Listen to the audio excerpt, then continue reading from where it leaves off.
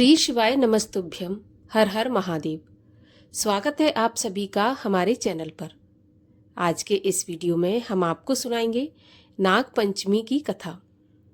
इसके अलावा भी हमारे चैनल पर आप सभी प्रकार की व्रत कथाएं और महात्म्य भी सुन सकते हैं।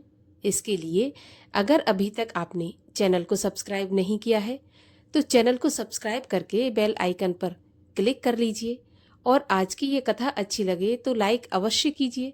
साथ ही साथ शेयर करके कमेंट में जय भोलेनाथ भी अवश्य लिखिए। तो चलिए अब हम शुरू करते हैं आज का वीडियो। तो देखिए, नाग पंचमी का त्यौहार सावन महीने के शुक्ल पक्ष की पंचमी तिथि के दिन मनाया जाता है। इस दिन भगवान शिव और नाग देवता की पूजा की जाती है। ऐसा माना जाता है कि आज के दिन नाग देवता की पूजा करने से जीवन में सर्पदंश के भय से मुक्ति मिलती है और भगवान शिव की कृपा भी प्राप्त होती है। तो नाग पंचमी के दिन पूजा विधि की अगर बात करें तो नाग पंचमी की पूजा बहुत सीधी और सरल तरीके की होती है। इसको आप अपने रसोई घर में या फिर अपने मंदिर के पास भी कर सकते हैं। पूजा विधि में आपको एक दीवार पर, चाहे आप अपने रसोई की दीवार पर या फिर आप अपने पूजा घर की दीवार पर सांपों का जोड़ा बनाएं, 5 या 7 इस प्रकार से। इसके बाद चंदन, अक्षत, धूप, दीप इत्यादि से पूजन करें। जो भी आपने नैवेद्य बनाया है वो भी भोग में रखें। साथ में दूध अवश्य रखें। इस प्रकार नाग देवता की पूजा करें। अगर आपके आसपास कहीं पर वामी है तो उसमें भी आप दूध अवश्य डालें। थोड़ी सी हल्दी मिलाएं और दूध मिलाकर उसमें वामी में डाल दें। इस प्रकार से नाग पंचमी की पूजा करें। और देखिए, कोई भी पूजा पाठ या व्रत तब तक सफल नहीं होता जब तक कि हम कथा नहीं सुनते। तो कथा भी अवश्य सुनें। आज हमारे चैनल पर हम आपको नाग पंचमी की कथा सुनाएंगे। तो चलिए भगवान शिव शंकर का ध्यान रखते हुए आरंभ करते हैं आज की कथा। तो बोलिए भगवान शिव शंकर महादेव की जय। एक समय की बात है, एक राज्य में एक किसान परिवार रहता था। उस किसान के 2 पुत्र और 1 पुत्री थी। एक दिन हल जोतते समय उसके हल से सांप के 3 बच्चे कुचलकर मर गए। नागिन पहले तो रोती रही, विलाप करती रही।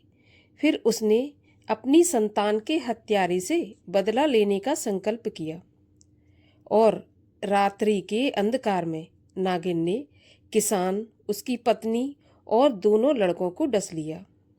अगले दिन प्रातःकाल किसान की पुत्री को डसने के उद्देश्य से वह फिर चली तो किसान कन्या ने उसके सामने दूध से भरा कटोरा रख दिया और हाथ जोड़कर क्षमा मांगने लगी।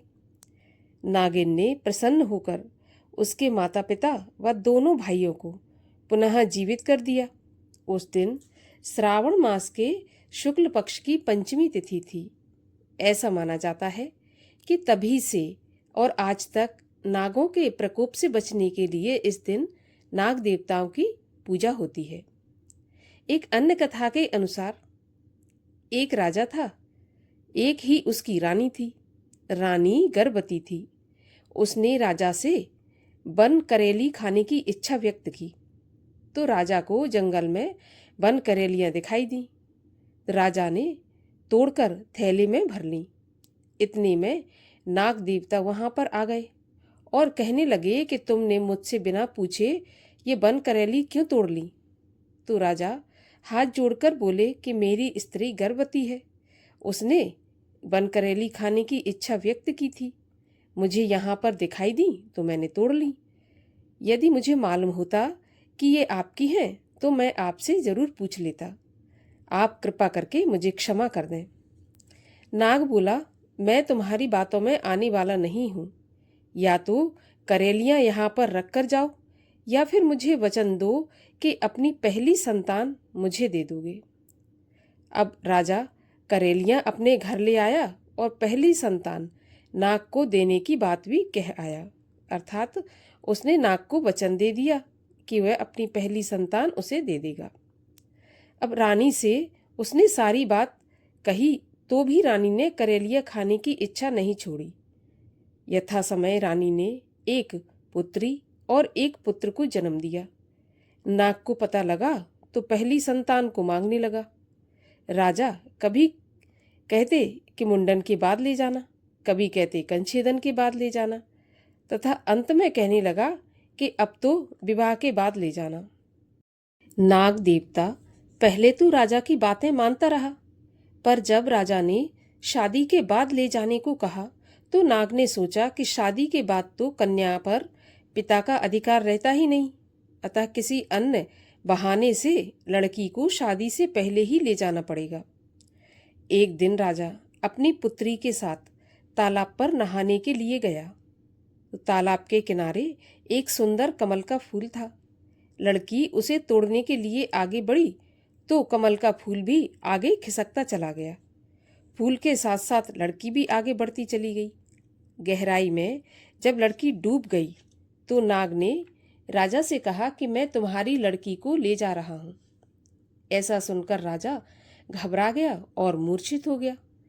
होश आने पर पुत्री के वियोग में सिर पीट पीट कर मर गया।